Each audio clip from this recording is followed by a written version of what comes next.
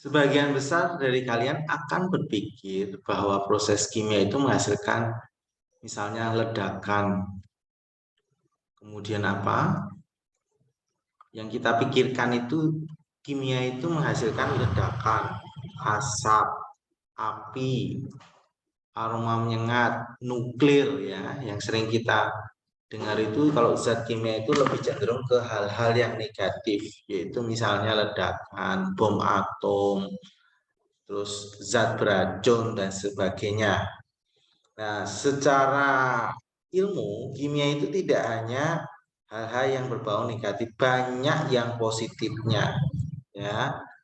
Contohnya proses kimia yang hijau, maksudnya proses kimia itu yang ramah lingkungan itu banyak. Contohnya proses fotosintesis ya. Proses fotosintesis itu adalah proses reaksi antara karbon dioksida dengan air menghasilkan karbohidrat atau glukosa dengan oksigen. Jadi proses kimia yang ramah lingkungan yang menghasilkan zat yang berguna bagi makhluk hidup. Nah, di sini kan menghasilkan oksigen fotosintesis itu. Nah, fotosintesis menghasilkan oksigen itu berarti zat tersebut sangat berguna bagi makhluk hidup. Ini adalah reaksi fotosintesis. Jadi asumsi kita yang zat kimia itu zat-zat yang beracun, berbahaya. Proses kimia itu zat-zat yang mengerikan, yaitu misalnya terjadi ledakan, kemudian apalagi jadi zat beracun dan sebagainya. Ternyata terpatahkan dengan reaksi fotosintesis. Ya, ini adalah reaksi kimia yang ramah lingkungan disebut kimia hijau. Ini salah satunya ya, banyak yang dimaksud kimia hijau. Kita lanjutkan. Kemudian proses kimia pembakaran tidak sempurna. Nah, kalau yang ini bukan kimia hijau. Kenapa?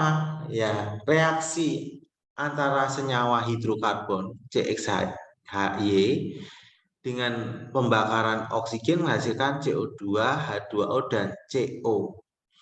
Ini karbon monoksida. Nah, ini boleh kamu sebut zat beracun, boleh nih. Ya. Kenapa karbon monoksida ini? Karbon monoksida ini bereaksi dalam darah.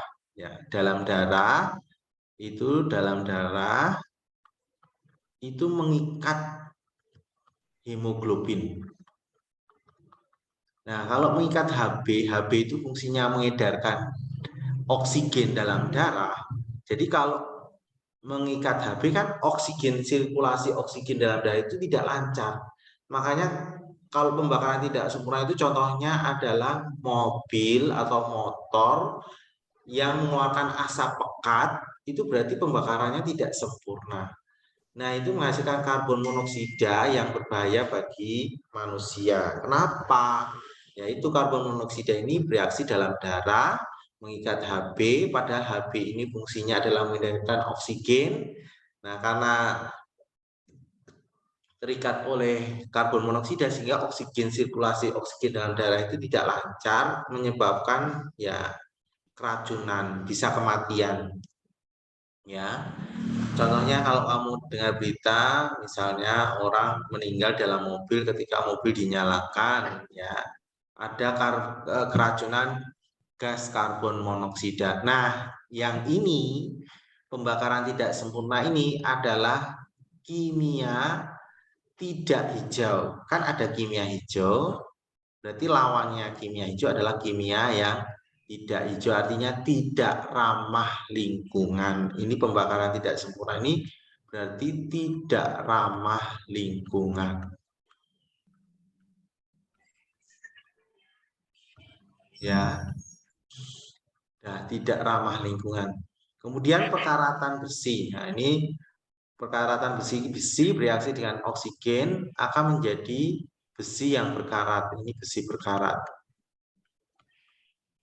Ditambah H2O.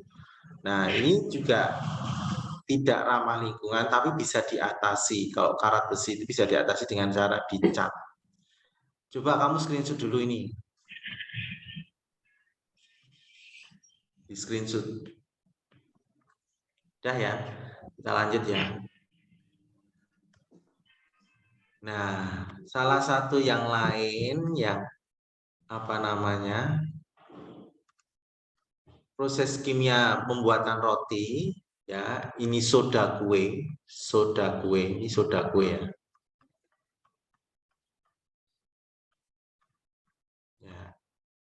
Soda kue atau NaHCO3 jika dipanaskan akan menghasilkan gas karbon dioksida. Gas ini memberikan tekanan pada dinding adonan roti sehingga untuk rongga-rongga keadaan ini membuat roti mengembang dan menjadi lebih empuk.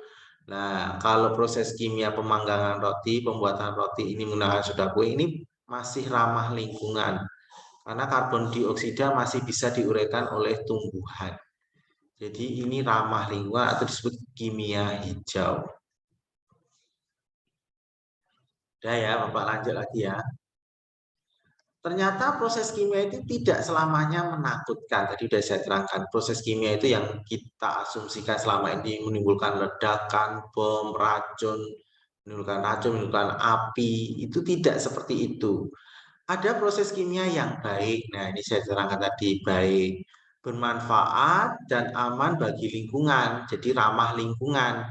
Proses kimia ini akan menjaga bumi kita tetap lestari, aman, sejahtera. Jadi proses sirkulasi ya lingkungan itu akan aman, sejahtera. Demikian pula lingkungan akan tetap terjaga. Proses kimia seperti ini dikenal dengan reaksi kimia hijau. Ya, prinsip kimia hijau pertama kali ditunjukkan oleh Paul Anatas tahun 1998, Father of the Green Chemistry bersama John Warner. Jadi intinya apa? Proses kimia hijau itu adalah proses kimia yang baik, bermanfaat, dan aman lingkungan, ramah lingkungan, sehingga menjaga bumi tetap lestari, aman, sejahtera. Itu nama dari kimia hijau. Jadi kimia hijau itu adalah proses kimia yang baik, bermanfaat, dan aman bagi lingkungan, ramah terhadap lingkungan, sehingga menjaga bumi tetap lestari, aman, sejahtera. Itu adalah kimia hijau.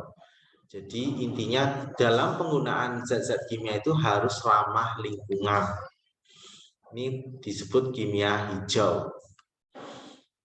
Ada 12 prinsip kimia hijau.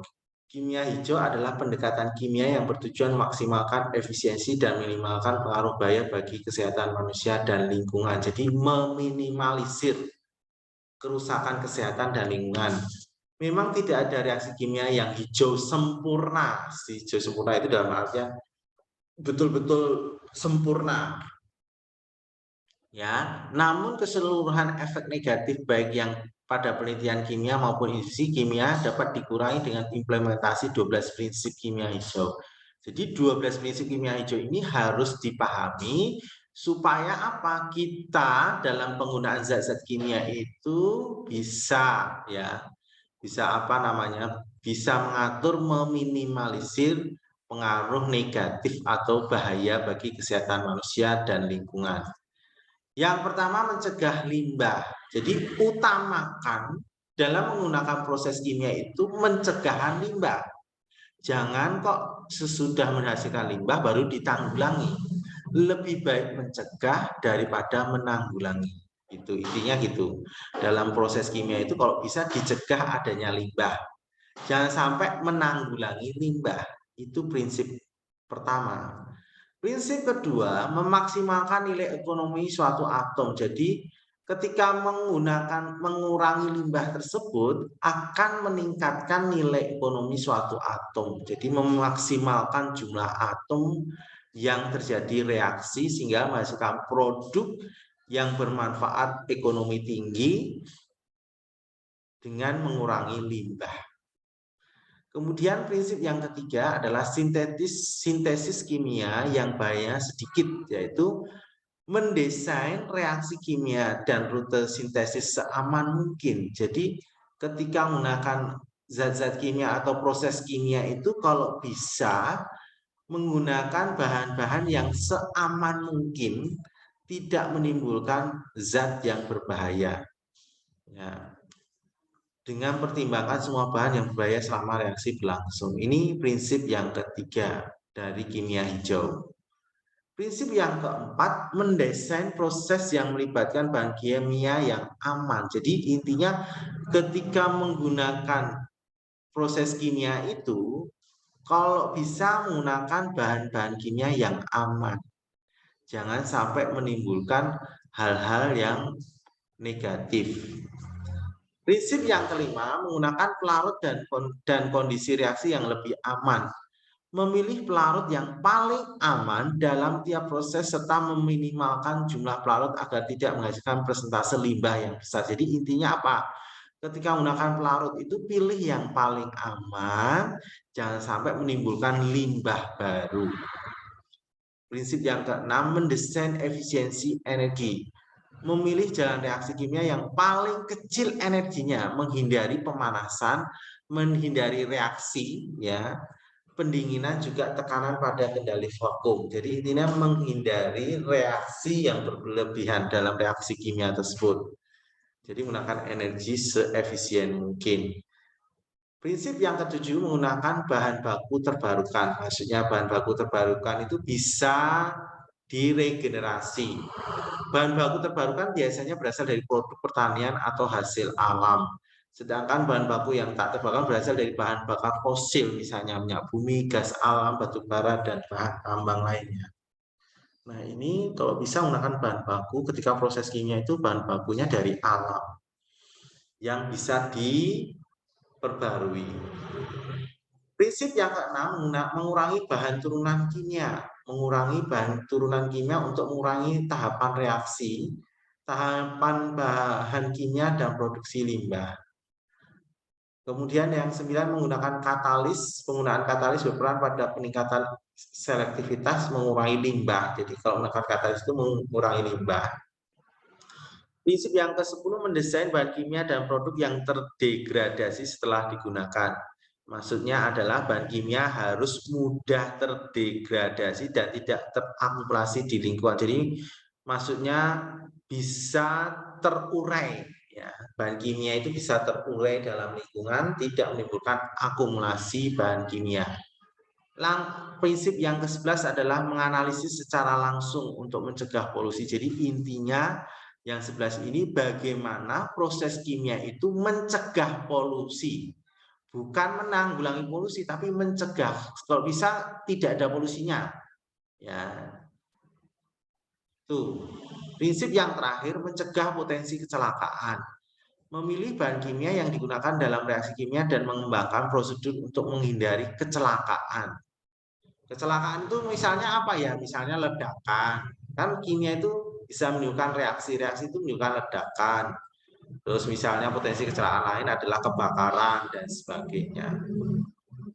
Itu adalah prinsip kimia hijau, ada 12 prinsip ya. Kamu harus paham tuh. Jadi tujuan kita belajar ini apa sih kimia hijau itu? Ya tujuannya kita paham bahwa tidak semua bahan kimia itu menimbulkan hal negatif, satu. Kedua, banyak bahan kimia atau proses kimia itu yang positif dan kita harus menggunakannya, kita lestarikan supaya apa? Melestarikan lingkungan. Jadi hubungannya dengan lingkungan. Karena kalau kita tidak lestarikan lingkungan, ya berarti kerusakan lingkungan akan semakin parah. Nah, ini tujuannya kita belajar kimia hijau. Jadi bisa memilah dan memilih dalam menggunakan proses kimia supaya apa? Ya, kita menjaga lingkungan. Persamaan reaksi fotosintesis CO2 H2O panah ke kanan C6H12O6 ditambah O2. Ya, Bapak jelaskan. Yang ini sebelum panah, ini kan ada panah nih. Ada sesudah panah. Ya. Sebelum panah namanya adalah zat pereaksi atau reaktan. Jadi yang sebelum panah ini adalah CO2 dan H2O itu disebut zat pereaksi atau reaktan. Terus yang di sebelah kanan panah itu adalah zat hasil reaksi atau produk, yaitu C6H12O6 dan O2 dan oksigen. Tanda panah ini menunjukkan keduanya dihubungkan dengan tanda panah yang arahnya dari zat reaksi ke zat hasil reaksi atau produk. Ya. Jadi zat sebelum reaksi dan zat sesudah reaksi atau produk. Kemudian di sini ini ada tulisan G, ada L, ada S, ada G. Ini namanya fasa zat. Ya, fasa zat itu ada 4 jenis. Kalau ditulis G berarti itu zatnya adalah berbentuk gas. Kalau ditulis L, kalau H2O itu L itu berarti liquid itu cairan. Kemudian S itu solid itu padat. Ya. Kemudian aki itu aqueous, ya, larutan. Ya. Jadi ini padatan itu solid, gas itu G, aqueous ya ditulis aki, larutan, liquid itu cairan. Ini ya reaksi kimia sebelah kiri itu hasil reaksi atau reaktan, sebelah kanan panah itu produk atau hasil reaksi.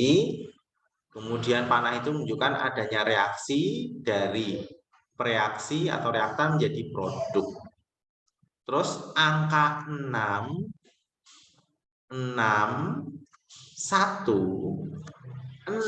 itu namanya koefisien. Koefisien itu penyetaraan reaksi. Udah ya. Kita lanjutkan lagi ya. Nah, sekarang cara menyetarakan persamaan kimia. Coba saya terangkan nih. Kenapa reaksi kimia ini kan fotosintesis nih. Fotosintesis tadi kok ada koefisiennya 6, 1, 6. Itu kenapa? Ya. Itu namanya menyetarakan reaksi. Menyetarakan reaksi, saya jelasin. Ya. Ini Bapak pisah-pisah biar paham. Cara menyetarakan reaksi, ya intinya menyetarakan reaksi itu adalah jumlah zat atau unsur pereaksi atau reaktan harus sama dengan zat atau unsur ya hasil reaksi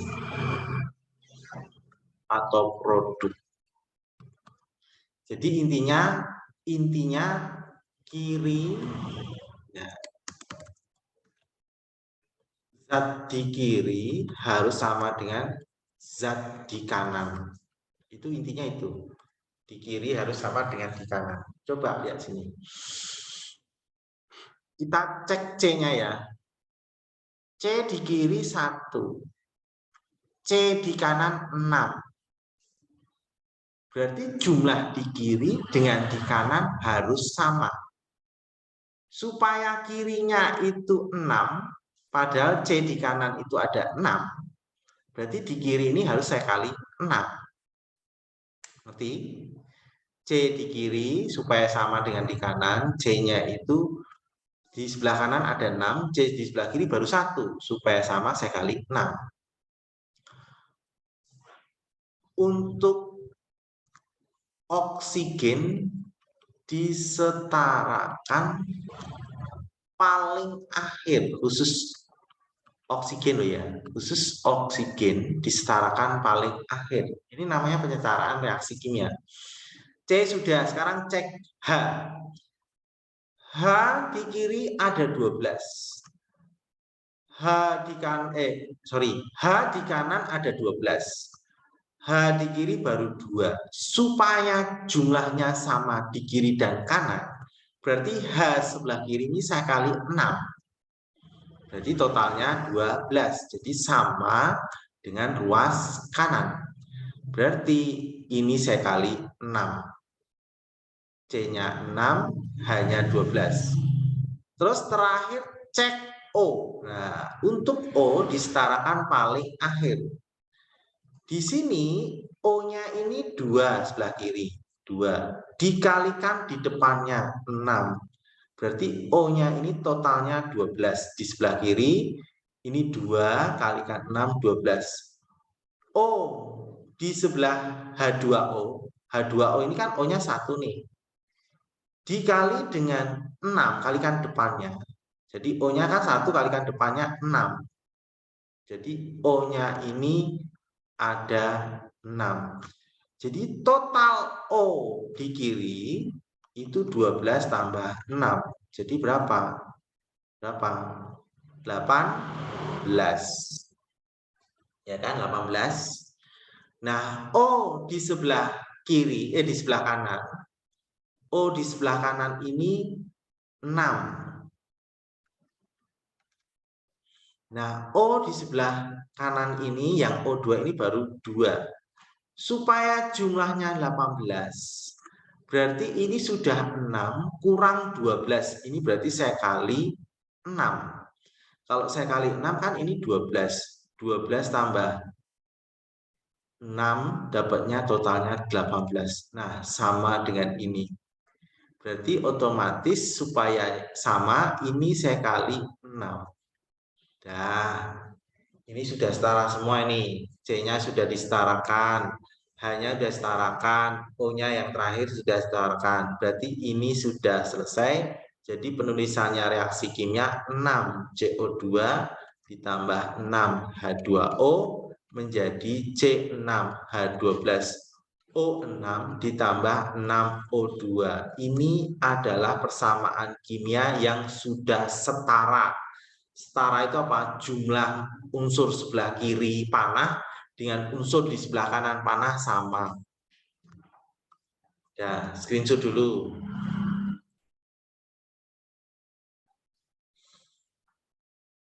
Sudah di screenshot, Bapak lanjutkan lagi berikutnya. Contoh berikutnya. Udah di screenshot ya, udah ya, udah di screenshot ya, udah ya. Sekarang diskusikan dengan kawan kelompokmu. Bapak bahas ini aja dulu. Saya kasih contohnya dulu ya, biar paham.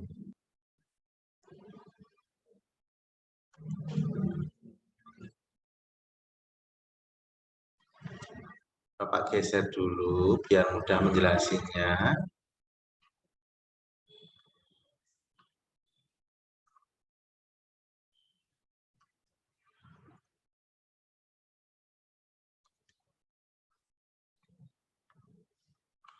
Nah, yuk nomor ini. Ini N-nya 2. Ini N-nya 1. Yang saya buat ini N-nya kan 2 nih. Sebelah kiri dan kanan harus sama. Kalau yang kanan ini saya kali 2, nanti ngubah yang lain ya. Coba saya ngubah yang lain. Atau ini langsung aja, coba boleh 2. Ini. Biar mudah kan di kanan ini kan senyawanya kan NH3. Ini N-nya 1, ini hanya N-nya 2. Berarti supaya sama kiri dan kanan, ini saya kalikan setengah aja. Ya, saya kali setengah kan jadinya 1 sama dengan ruas kanan. Kenapa saya kalikan setengah? Kenapa nggak di kanan kali 2? Karena ini NH3 itu kan menyatu. Kalau ini sendiri, lebih gampang yang sendiri yang disesuaikan. Berarti ini saya kali jadi setengah. Terus ini hanya berapa? Hanya 3. Ini hanya 3. Hanya ini 2. Ya kan? Padahal di kanan 3, di kiri 2. Yang saya ubah yang kiri. Kenapa? Karena dia tuh berdiri sendiri hanya. Kalau di kanan kan hanya campur dengan N. Jadi agak ribet, agak susah. Berarti ini supaya 3, ini saya kali 3/2. 3/2 kali 2 kan dapatnya 3. Berarti sama dengan ini 3. Berarti ini saya kali 3/2. Jadi persamaannya saya tulis setengah N2 ditambah 3/2H2 menjadi NH3. Nah, ini karena ada penyebutnya pakai pecahan, supaya pecahannya hilang, penyebutnya kan 2 ini, saya kali 2. Jadi kalau saya kali 2, setengah kali 2, dapatnya 1, N2. 3/2 kali 2, dapatnya 3, H2. Menjadi 2NH3. Setengah kali 2, 1. 3/2 kali 2, 3. Ini 1, kalau nggak ada itu 1. 1 kali 2, 2. Terus berikutnya H2SO4 ditambah NaOH menjadi Na2SO4. Kita cek Na dulu aja. Pokoknya O terakhir ya, O terakhir. Na-nya ini 2. Ini Na-nya 1, berarti saya kali 2. Terus berikutnya cek yang lain. S-nya 1. S-nya 1 sudah pas. Ya. Terus cek H-nya. H-nya ini 2. Ini H-nya ini depan kalikan ke sini. Jadi H-nya ini 1 kalikan 2 berarti 2. Jadi totalnya H itu 4 sebelah kiri. Nah, ini H-nya di sini baru 2. Supaya 4 berarti ini saya kali 2. Ya kan? Berarti Na sudah setara, S sudah setara, H sudah setara. Tinggal cek O.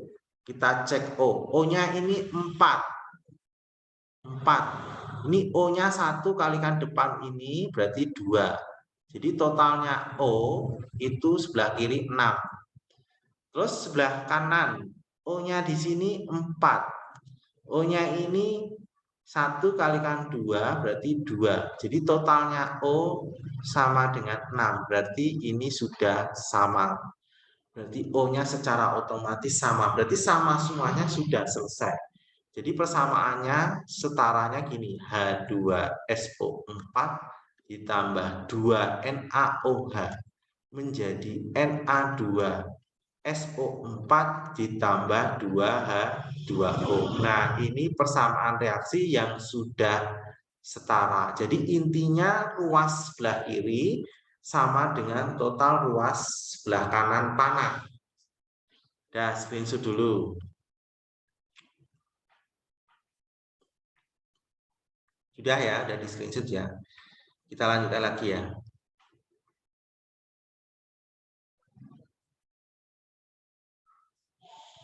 Nah, sekarang yang ini kita bahas. Ini Bapak kasih contoh-contoh dulu yang banyak, biar paham. Baru nanti soal kamu kerjakan, nanti dicocokkan sama-sama.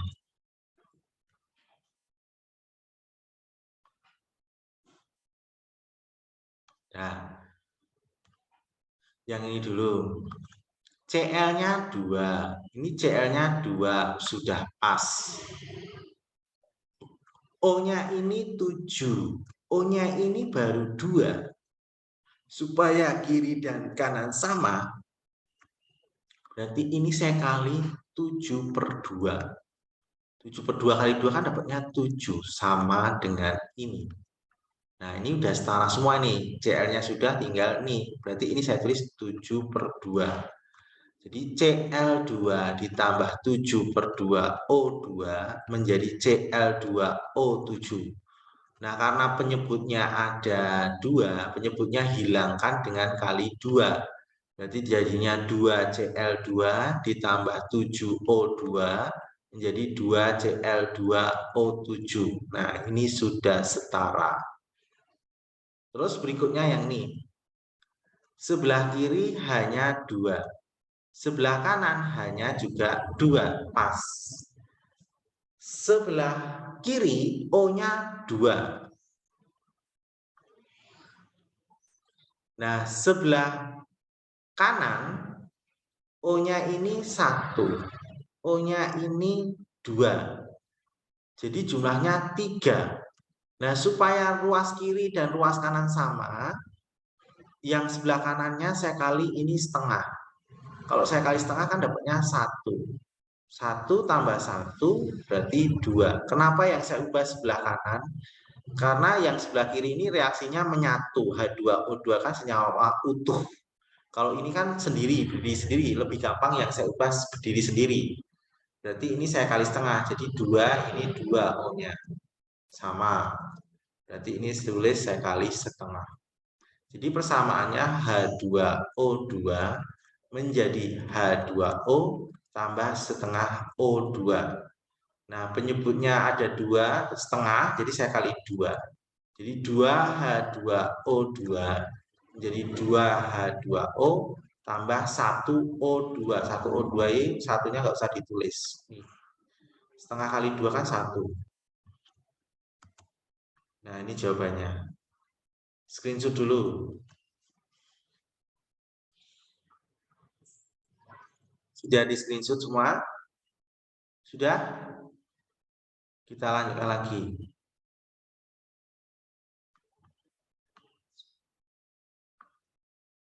Coba ini.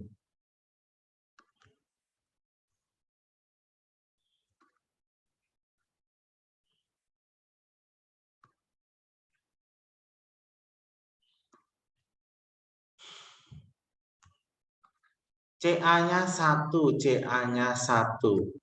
Ini CL-nya 2, ini CL-nya 1. Berarti saya kali 2. Ya. Terus C-nya ini 1, ini C-nya 1, sebelah kiri kanan sama. Terus cek H-nya dulu. H-nya ini 2, ini hanya 2, sudah pas. Terus cek O. O-nya ini 3. Ini O-nya ini 1, ini 2. Berarti totalnya O sama dengan 3. Berarti sudah sama semuanya. Yang berubah cuma di sini. Jadi CaCO3 ditambah 2HCl menjadi CaCl2 ditambah H2O tambah CO2. Ini udah setara semua. Berarti tidak mengubah banyak. Udah screenshot dulu. Jadi cara ngeceknya satu-satu, CA-nya 1, CA-nya 1.